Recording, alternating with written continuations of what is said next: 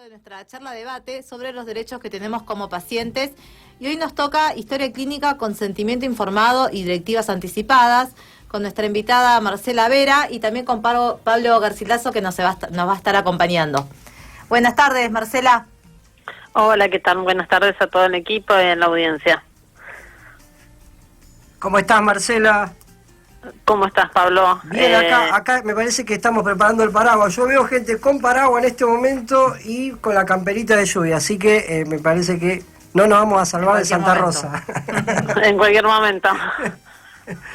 Bueno, está bueno tener ese preparamiento antes, porque después vamos a necesitar ir al hospital. Sí. Y vamos a tener que saber nuestros derechos con eso. Totalmente, y aparte justo el tema de hoy, la verdad que es un tema muy importante, ¿no? La historia clínica, que es un derecho de cada usuario y usuaria.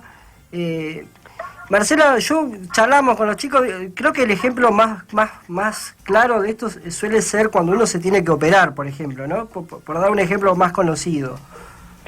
Sí, en relación, la ley se llama precisamente Derechos del Paciente de Información Sanitaria. Y precisamente los tres, la información sanitaria que se menciona, que la historia clínica, el consentimiento informado y las directivas anticipadas, tienen estrecha relación con los derechos que en la ley, con los derechos que inicia la ley. Y en este caso, principalmente la historia clínica en internación, es de suma importancia conocer qué derechos tiene el paciente sobre ella. Bien. Tradicionalmente antes se creía que la historia clínica le correspondía al profesional tratante o a la institución. Y Marcela, la ley de alguna manera resuelve este tema, ¿no? Y considera, al usuario como titular de sus datos, de salud. O sea que, ¿quién es el titular, de la historia clínica? Tal cual, como lo decís vos, esta ley revirtió las situaciones que se daban de hecho antes, en que se creía que era de la institución sanatorial. La historia clínica es del paciente. Y tiene derecho a solicitarla tanto para tenerla, si es necesario, no es solamente que va a ser una reclamación, muchas veces puede querer hacer una interconsulta y tiene que solicitarla en 48 horas, la tiene que poner a disposición con firma del director de la institución sanatorial. Bien, perfecto. Entonces siempre que la persona quiera consultar su historia clínica puede ir a solicitarla. No necesariamente para realizar alguna queja o algún reclamo.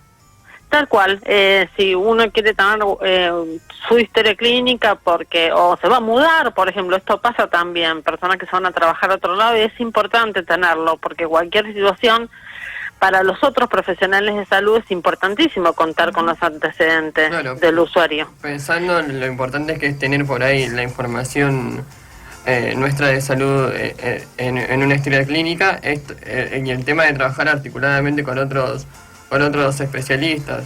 Es importante ponerle llevar, no sé, te estás atendiendo por un tema X y necesitas ir a esto de hacer una interconsulta y tenés que llevar tu historia clínica. Eso es importante que las personas lo sepan, que lo pueden hacer.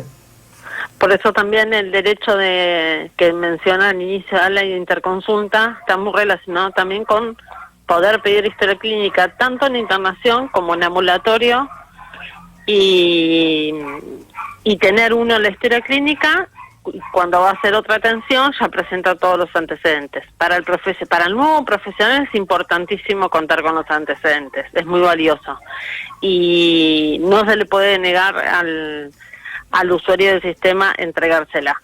Digo, tanto internación como ambulatorio, porque unas veces se piensa que en ambulatorio no, y sí, en ambulatorio también es obligación entregarla. Bien, o sea que cada acto clínico que va teniendo, el profesional debe evolucionarlo, en la historia clínica. Exacto. Uno piensa en otorrinos, en gastroenterólogos, no tiene que ser, si bien son ramas que son quirúrgicas, pero no tienen que ser siempre que haya una cirugía. Tiene que ver también con pensemos solamente en las enfermedades crónicas, como diabetes o hipertensión. Es importantísimo saber el inicio de la patología, la evolución, la medicación que se está dando. Un paciente que se tiene que trasladar o hacer una interconsulta tiene derecho y le corresponde tener toda esa información en su poder para poder suministrarla al nuevo profesional. Marcela, vos sabés que uno te escucha y el tema de la información sanitaria, ¿no? Siempre hay un desafío enorme, ¿no? de aquel trabajador de la salud de poder expresar con claridad y en un lenguaje llano y lo más cercano posible para que esa persona entienda qué le está pasando, ¿no? ¿Cómo ves esa experiencia, ¿no? Que uno la ha visto, donde la verdad que a uno le toca a veces que el profesional te está hablando en un idioma bastante complejo, extranjero, y donde decís, che, pero acá estamos hablando, ¿de qué me estás hablando? Y la persona, en vez de por ahí de generar una situación de cierta tranquilidad, de cierta contención, genera lo contrario, ¿no? ¿Cómo ves ese interjuego tan importante, ¿no? Donde incluso no muchos especialistas hablan de decir, che, pero acá hay un encuentro de culturas totalmente distintas. Total, claro, eso juega mucho, juega la simetría de información que hablábamos la otra vez en uno de los debates, de las charlas. Sí. Y es precisamente, acá entra a jugar el consentimiento informado también, porque consentimiento informado que se requiere para ciertas intervenciones, no solo quirúrgicas, sino pueden ser ambulatorias, no tiene que ser un mero formulario que se firme antes de ingresar a hacer el procedimiento. El consentimiento informado es un proceso, le decimos así, en el cual tiene que el profesional explicar en un lenguaje entendible todos los riesgos y beneficios del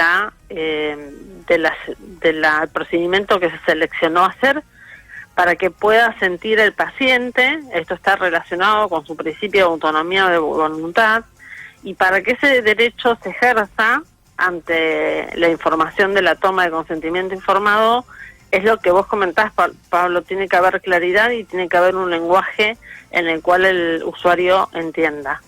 Y el usuario tiene que saber que tiene derecho a preguntar. Doctor, no entendí nada de lo que me dijo, ¿me vuelvo a explicar? Y esto es muy importante. Algunas veces hay cierto temor del usuario, pero es muy importante que lo realice. Pues sabes que, Marcela, yo voy a decir un chiste, pero a mí me gusta. Pienso, ¿no?, en la figura del médico, ¿no?, como el brujo de la tribu, digo, que nadie le quiere preguntar. Creo que, ¿no?, esta cosa que por ahí queda en el campo de la salud, ¿no?, del profesional que pareciera que todo lo sabe y que tiene un poder... no, esto que dice Foucault, ¿no?, la verdad sobre... toda la verdad sobre el saber... y incluso, ¿no?, es esa cuestión, ¿no?, que a veces se habla, ¿no?, del guardapolvo blanco, el miedo al guardapolvo blanco, ¿no? Guardapolvo blanco. Sí, tal cual, y por eso es vamos a repetir todas las veces que sean necesarias de empoderar al paciente, porque no es nada contra alguien, es simplemente generar un equilibrio.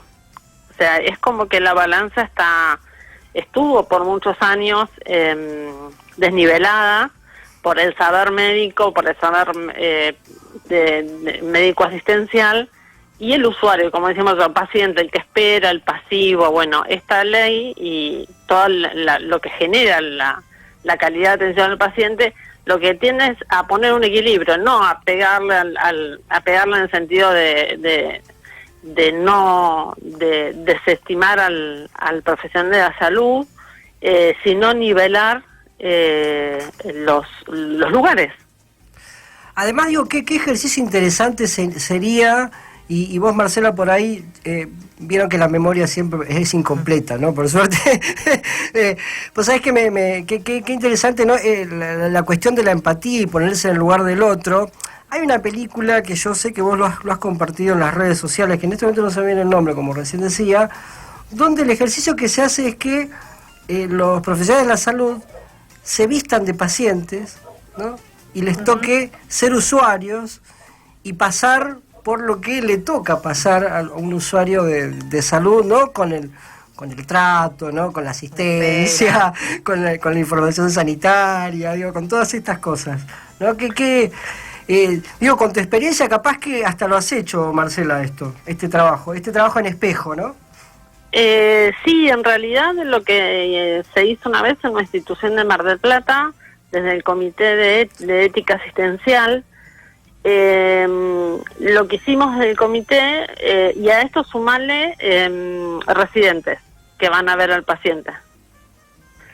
Entonces, un usuario internado en su cama, llegan, les levantan la sábana, uno se tiene que poner en el lugar del usuario, con el médico, con la médica hablando un lenguaje casi inentendible, con los residentes extraños mirando, digamos.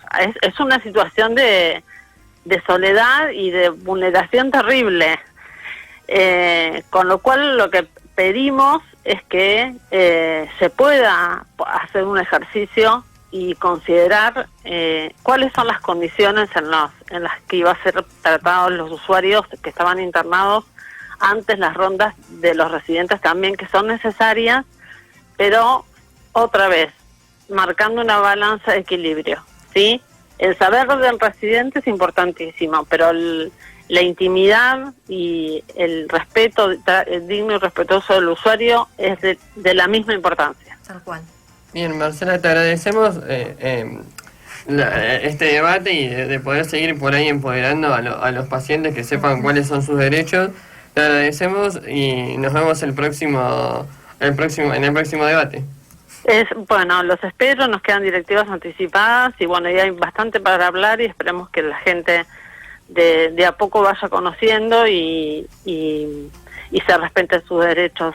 Tal cual. Como usuario del sistema. Un abrazo Muchas grande, gracias. Marcela, hasta el martes. Un abrazo, gracias.